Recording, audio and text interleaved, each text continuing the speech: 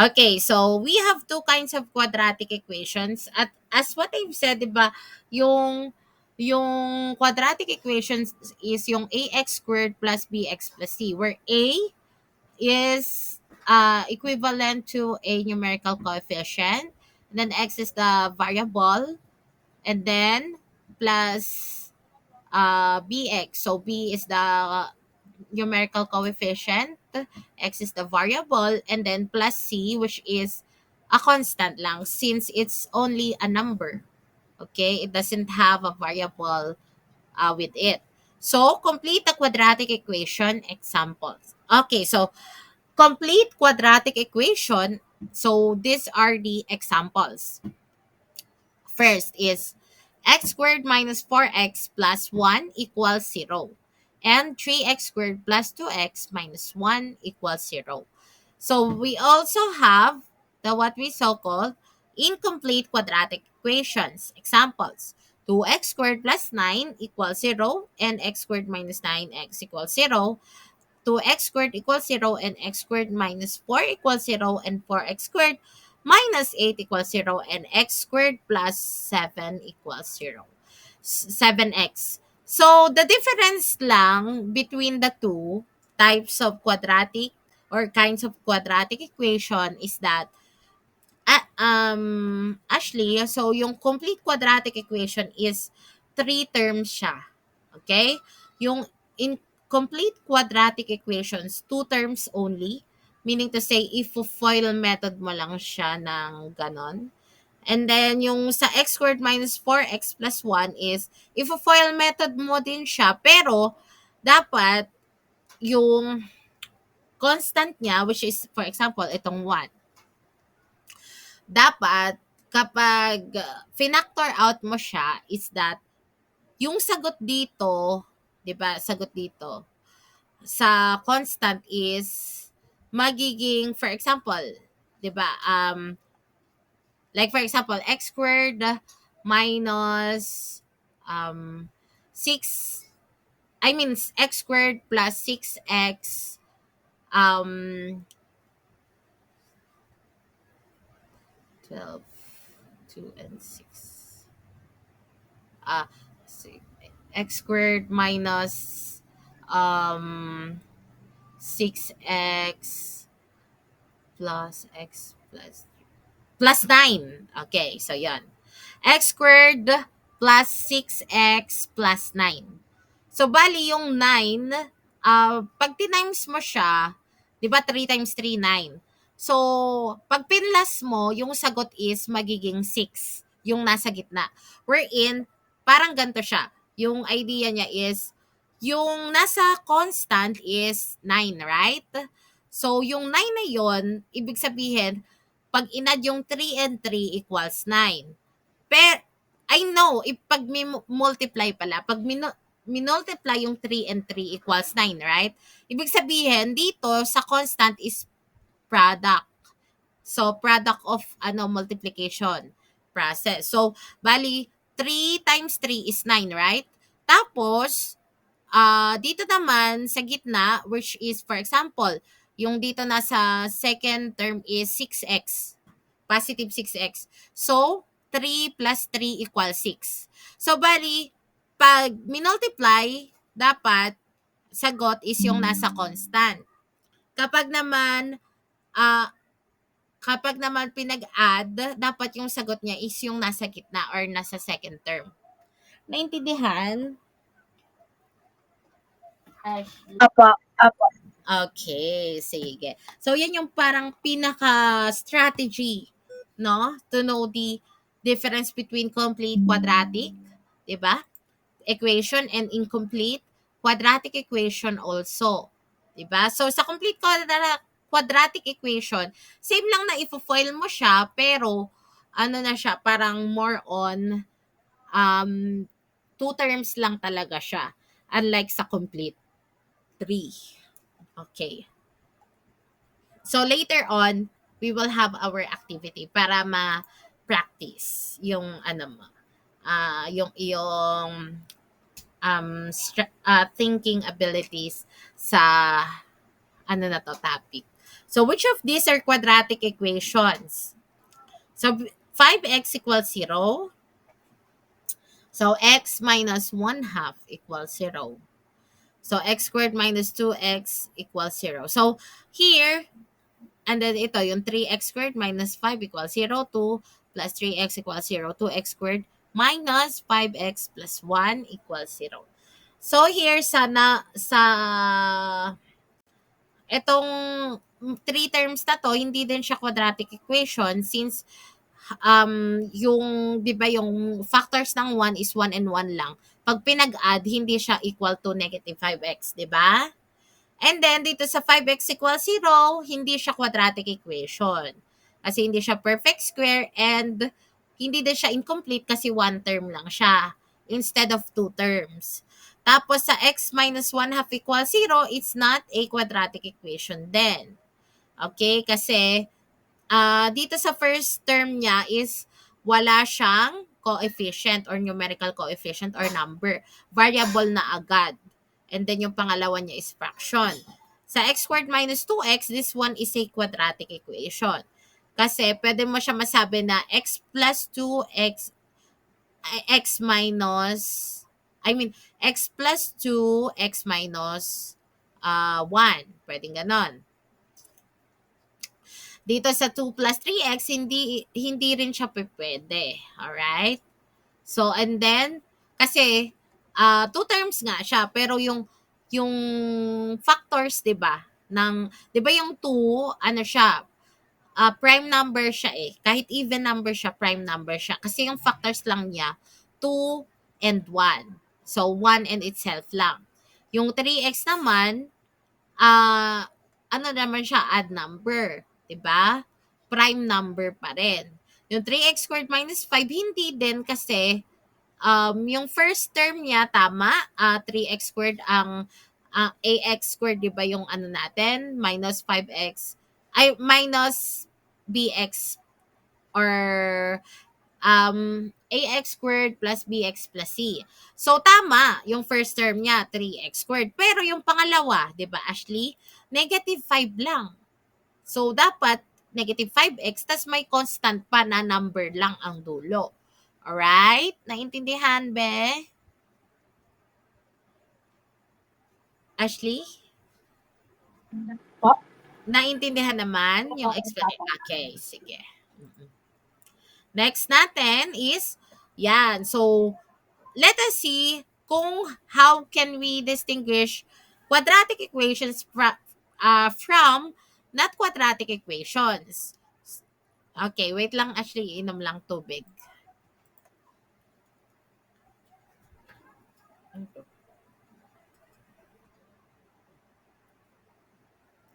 All sa din siya. Okay, so for example, sa quadratic equation, we have 3x squared minus 5 equals 0. X squared minus 2x equals 0. So, 2x squared minus 5x plus 1 equals 0. Yung not quadratic equation is 5x equals 0, x minus 1 half equals 0, and 2 plus 3x equals 0. These are examples of linear equations. Yung factor kasi cross multiply mo yan. Transforming quadratic equations in standard form and identifying the values of A, B, and C. So, standard form, gaya ng sabi ni teacher, di ba yung ax squared plus bx plus c equals 0, yun yung ano natin. Standard form meaning to know whether it is a quadratic equation or a linear equation or a complete quadratic equation or incomplete quadratic equation. Kailangan we know to recognize the standard form. Okay? So next. Where A, B, and C are real numbers and A is not equal to 0. So example 1, identify the values of A, B, and C in the quadratic equation. 8x squared plus 14x minus 17 equals 0. So here, to determine, Ashley, you will only look at the numbers or numerical coefficient natin. Disregard mo yung variable and exponent. So for example, the value of A is 8, the value of B is 14, and the value of C is negative 17. So need mo rin i-consider at i-copy yung kanyang sign, whether it's positive or negative. Okay? Understood, Ashley? Naintindihan? Opo. Okay, very good. So next is example 2. You need to transform 3x squared equals 7x plus 3. Then identify the values of A, B, and C. So here, 3x squared equals 7x plus 3. So we need to 3x squared minus 7x minus 3 equals 7x minus 7x plus 3 minus 3. So, ano yan? Equation. Like, for example, 3x squared siya, di ba? Minus 7x. Then, since na-transpose natin yung positive 3, kasi nakita mo, di ba? Positive 3 siya, pero after the equals. So, pag tinranspose natin siya before the equals, actually, magiging negative. Kasi yung opposite ng positive is negative.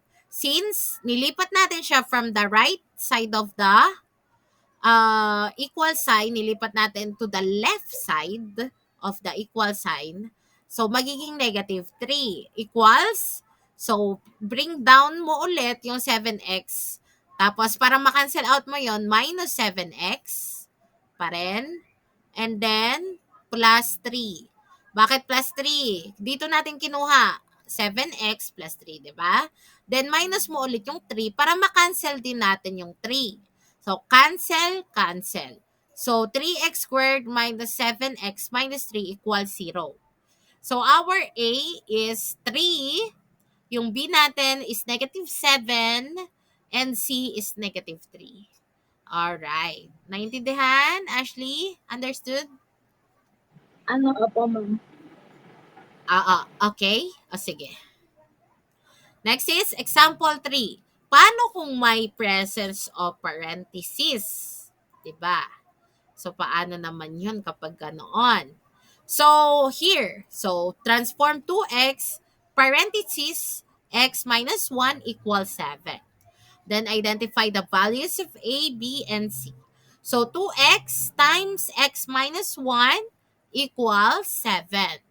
So, 2x squared, since we multiply 2x, kasi pag nakakita ka ng parentheses, automatic, you need to do multiplication. Diba?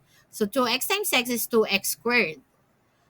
Then, minus 2x because 2x times negative 1 is negative 2x. So, equals 7. Alright? So, ngayon, gagawin na naman natin, itatransform natin siya into quadratic equation. So, 2x squared minus 2x. Diba? So, yung positive 7 magiging negative since we transfer the 7 or transpose from the right side of the equal sign to the left side. So, negative 7 equals 7, then minus mo ulit yung 7. Since, yun nga, ito nga yun, no? Para ma-cancel out natin, maging equal niya ay 0. So, 2x squared minus 2x minus 7 equals 0. So, that would be our final answer. So, A equals 2, B equals negative 2, and C equals negative 7. So, example 4, transform x plus 5 squared equals 0. Then, identify the values of A, B, and C. So, x plus 5 squared equals 0. So, x and then exponent na 2, so x squared. Plus, so 2 times 5 times x is 10x positive. Then 5 times 5 is 25. Diba? So, equals 0. So, 5 times 5 is 25. 5 plus 5 is 10. So, A equals 1, B equals 10, and C equals 7. Understood, Ashley? Apa. Alright, very good. Example 5. So, transform 4x squared plus x equals x minus 1 squared. Then, identify the values of A, B, and C. So, kapag ganyan naman, Ashley, ang gagawin mo is, copy mo first the given. 4x squared plus x equals x minus 1 squared. So after this is 4x squared plus x equals x squared minus 2x plus 1. Kasi we multiply x and then yung exponent na 2. So x squared. Tapos, 2 times x times negative 1. So, negative 2x and then negative 1 times negative 1 is positive 1. Alright? So, 4x squared minus x squared plus x, di ba? Bakit naging x squared yung kasunod? Kasi we combine like terms. So, 4x squared minus x squared plus x plus 2x. And then, saka natin ilalagay si negative 1 since nasa right side of the equal sign siya nung una and tinranspose natin to the left side of the equal sign. So, positive will become negative. So, negative 1 equals 0. So, cancel. 4x minus x is 3x squared. 4x squared minus x squared is 3x squared. Then x plus 2x is positive 3x. Then bring down negative 1 equals 0. So our letter A is 3, B is positive 3 also, and C equals negative 1. Okay, paano kapag 2 parentheses na? Naka-enclose siya sa 2 parentheses. So, here's how you gonna do. So, 2x plus 5 times x plus 1 equals 8. Then, identify the values of A, B, and C. So, 2x plus 5 times x plus 1 equals 8. So, 2x times x is 2x squared plus 2x. So, 2x squared siya. Bakit naging 2x? Kasi we multiply 1 and 2x. Positive 1 and 2x plus 5x. Kasi FOIL method. First, outer, inner, last. So, plus 5x plus 5. So, 5 times 1 kasi is positive 5. Equals 8. So, combine like terms. So, 2x squared, bring down, positive 7x. 2x plus 5x is positive 7x plus 5 minus 8. So, since nasa right side of the equal sign is C8, so, tinransfer natin siya or tinranspose to the left side, 'di ba, of the equal sign. So, magiging negative 8 equals 0. Need ko po ba? Need ko po ba i-foil yan? Oo, need i-foil kapag 2 parentheses siya. Pero pag katulad ng mga dati, yung kanina na hindi siya naka 2 parentheses, so ibang type yung, I mean, ibang way yung gagamitin natin.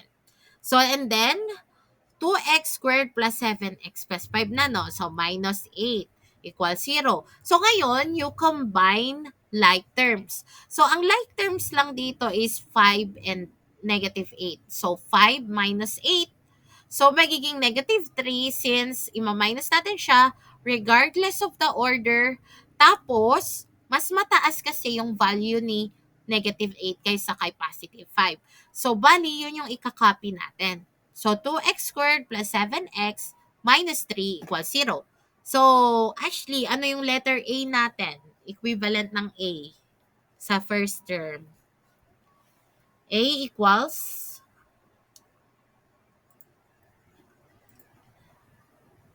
Ashley, yung A natin is equal to letter A. Diba? Ax squared plus bx plus c or minus c equals 0. So, what will be the value of our A?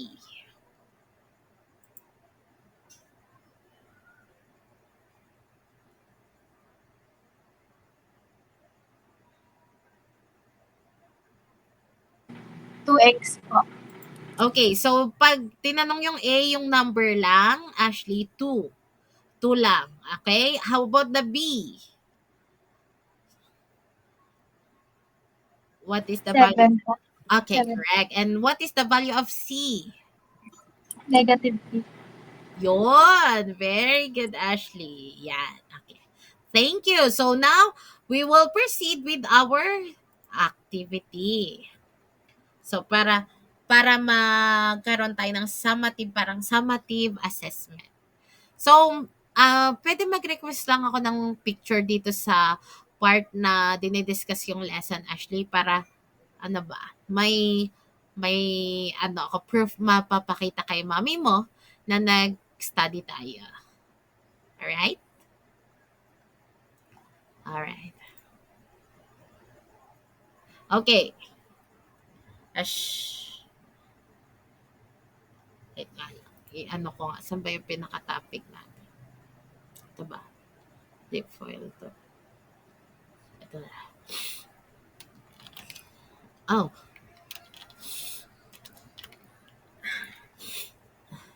Ayan. So, let's take a photo together. Ashley?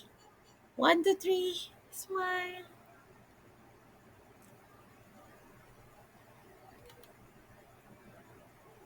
Okay.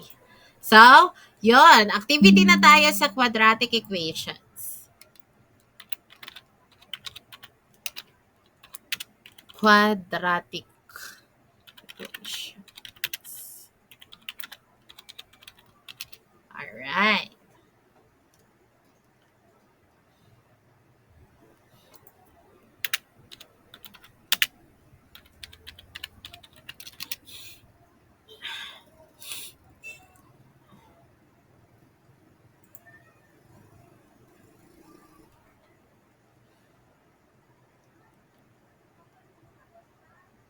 Dito tayo.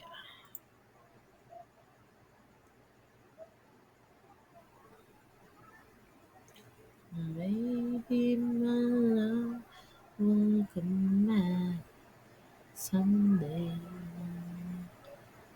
Only heaven knows.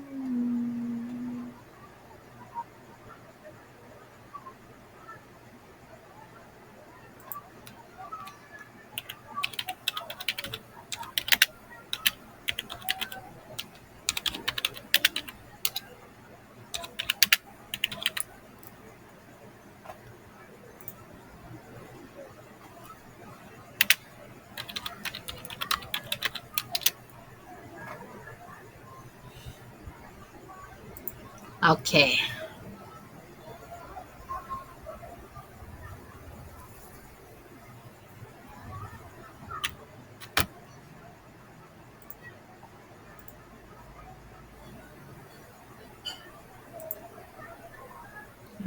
Liit. Yan.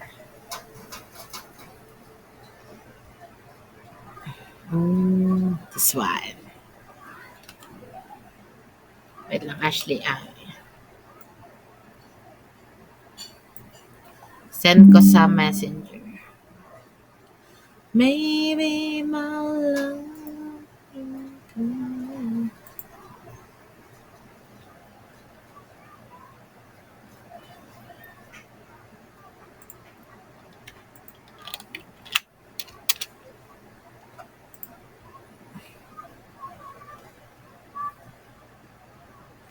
Labo ba?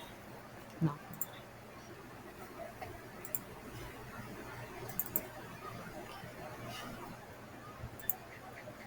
Yan, kita naman.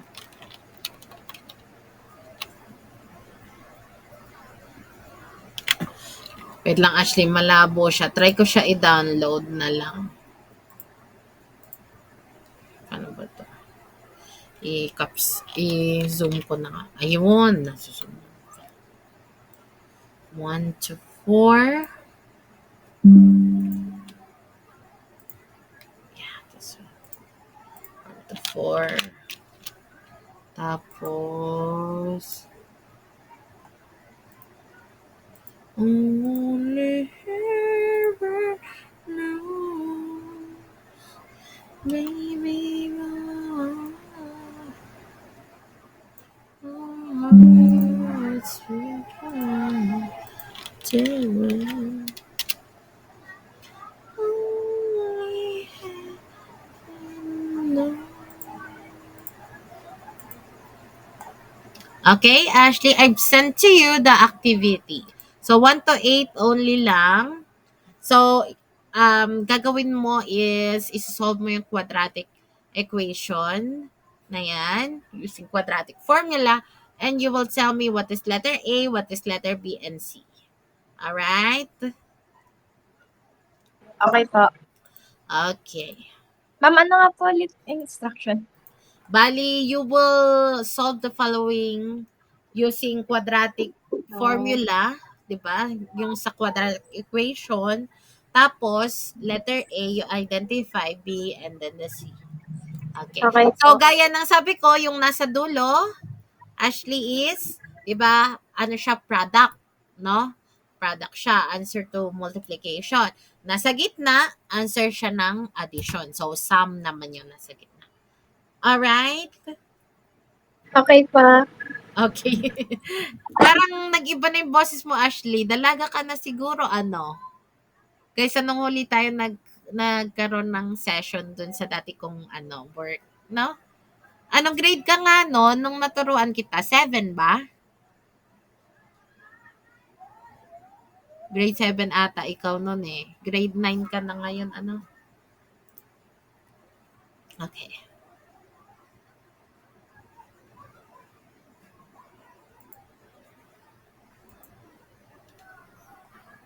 Ay, hindi ko pala na-copy yung picture natin. Hindi ko pala na-copy yung picture natin. Ashley, kasi ini-screenshot ko yung worksheet. So, let's take a photo.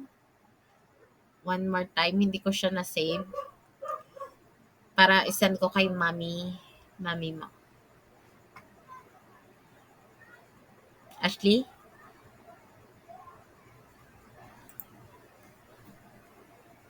Okay pa. Okay. Sige. On the three, smile.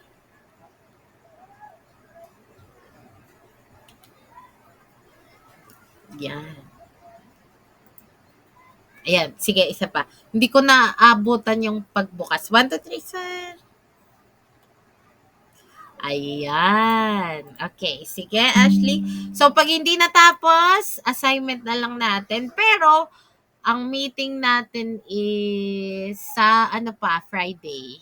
Alright? Okay.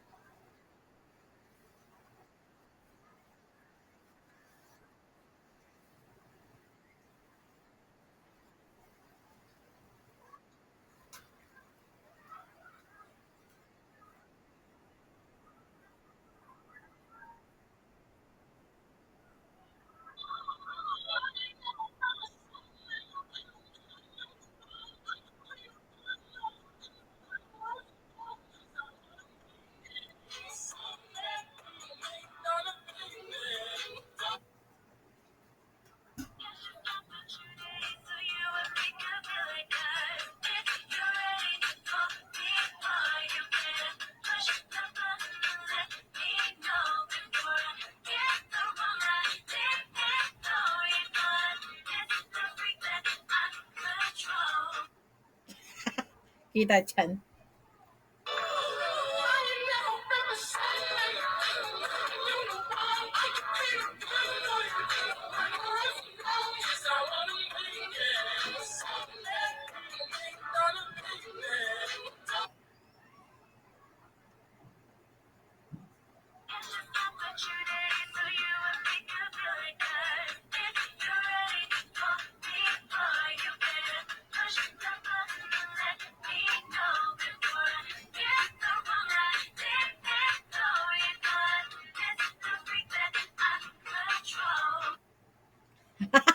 Sayaw yan.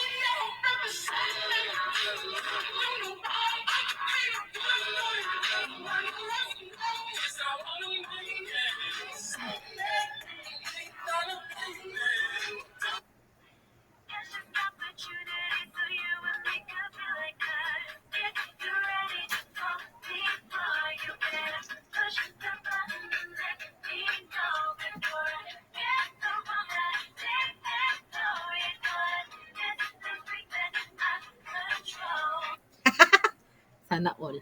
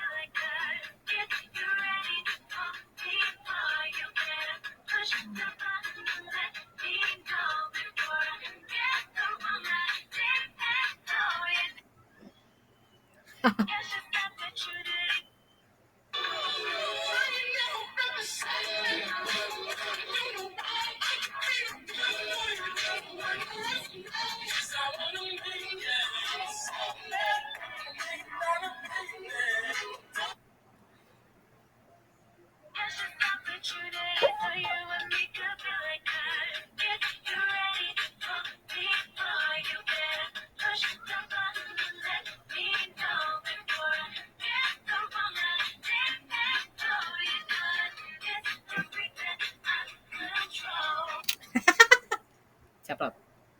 Joke lang.